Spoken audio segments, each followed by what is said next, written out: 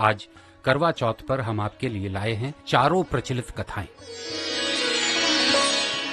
करवा चौथ की पहली कथा। एक समय की बात है, अर्जुन नीलगिरी पर्वत पर तप करने के लिए चले गए। द्रौपदी अर्जुन के इस मुश्किल तप से चिंता में थी। उन्हें डर था कि अर्जुन के दुश्मन इसमें रुकावट पैदा कर सकते हैं। चिंतित द्रौपदी ने श्री कृष्ण जी से पूछा, हे कृष्ण, मुझे आप कोई ऐसा व्रत बताएं जिसे करने से सभी मुश्किलें दूर हो जाएं। ये सुनकर कृष्ण बोले, पार्वती ने भी शंकर से यही सवाल किया था। तब शंकर ने जो पार्वती से कहा था वही मैं तुम्हें बताता हूँ। करक चतुर्थी नाम का व्रत करने से सभी तरह की मुश्किलें खत्म हो जाएंगी। पार्वती ने शंकर से आग्रह किया, हे भगवान, ये करक चतुर्थी का व्रत कैसे किया जाता है और क्या पहले भी इस व्रत को किसी ने किया है? शंकर बोले, पार्वती, बहुत समय पहले की बात है। स्वर्ग से भी सुंदर शुक्रप्रस्थपुर नाम का एक शहर था, जिसमें वेद शर्मा नाम के ज्ञानी ब्राह्मण अपनी पत्नी लीलावती के साथ रहा करते थे। उनको महापराक्रमी 7 बेटे और संपूर्ण लक्षणों से युक्त वीरवती नाम की एक बेटी हुई। बेटी की शादी का सही समय आया तो वेद शर्मा ने एक वेद शास्त्र के ज्ञाता विद्वान ब्राह्मण से उसकी शादी करा दी। इसके बाद वीरवती ने अपने भाइयों की पत्नियों के साथ गौरा का व्रत किया। फिर कार्तिक कृष्ण चतुर्थी के दिन व्रत कर शाम में स्नान के बाद सभी ने भक्ति भाव से वटवृक्ष की तस्वीर बनाई। इसके नीचे शंकर, गणेश और कार्तिकेय के साथ साथ पार्वती का भी चित्र बनाया और ओम नमः शिवाय इस मंत्र तथा गंध, पुष्प और अक्षत आदि से गौरी जी की पूजा की। फिर शिव जी, गणेश जी और सदानंद का अलग अलग पूजन करती हुई अक्षत दीपक के साथ 10 करवा और गेहूं के आटे, गुड़ के बने हुए पकवान को अर्पण कर अर्घ देने के लिए चांद निकलने का इंतजार करने लगी। इस बीच वीरवती भूख और प्यास से बेहोश होकर गिर पड़ी। उसके भाई परेशान हो गए। उन्होंने वीरवती को उठाया। बहन के प्रेम में एक भाई वटवृक्ष पर चढ़ गया।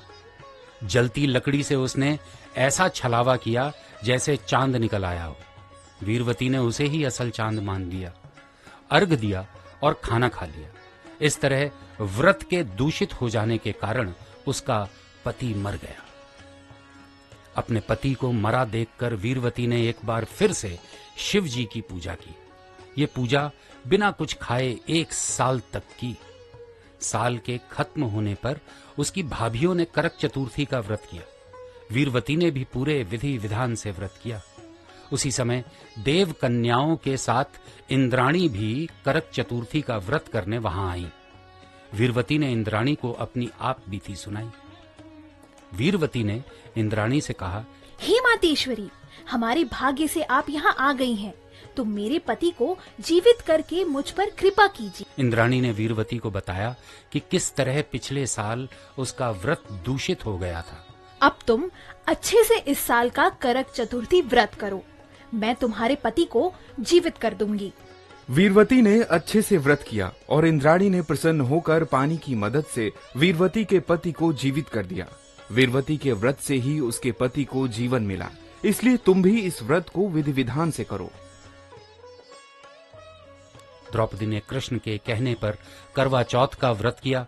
इसके बाद ही महाभारत में कौरवों को हराकर पांडवों ने अपना राज्य हासिल कर लिया। करवा चौथ की दूसरी कथा। एक समय की बात है, एक साहूकार था जिसके 7 बेटे और 1 बेटी थी। सातों भाई बहन एक साथ बैठकर खाना खाया करते थे। एक दिन कार्तिक की चौथ का व्रत आया तो भाई बोला, आओ बहन, खाना खाते हैं। बहन बोली, आज करवा चौथ का व्रत है, चांद उगने पर ही खाऊंगी।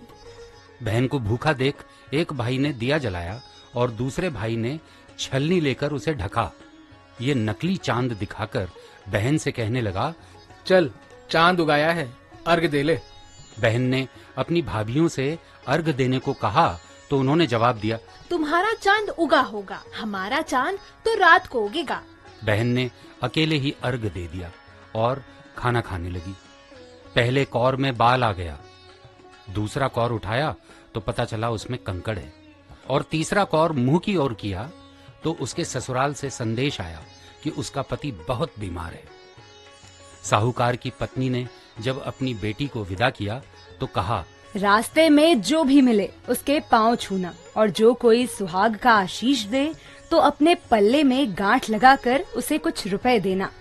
रास्ते में जो भी मिला उसने उसके पैर छुए, लेकिन यही आशीष मिला कि तुम 7 भाइयों की बहन हो, तुम्हारे भाई सुखी रहें और तुम उनके सुख देखो। सुहाग का आशीष किसी ने भी नहीं दिया। वह ससुराल पहुंची तो दरवाजे पर उसकी छोटी ननद खड़ी थी। वह उसके भी पांव लगी तो उसने कहा, सुहागन रहो, सपूती हो। यह सुनते ही उसने अपने पल्ले में गांठ बांधी और ननद को एक सोने का सिक्का दिया। भीतर गई तो सासू ने कहा कि पति धरती पर पड़ा है। साहूकार की बेटी पति के पास जाकर उसकी सेवा करने बैठ गई।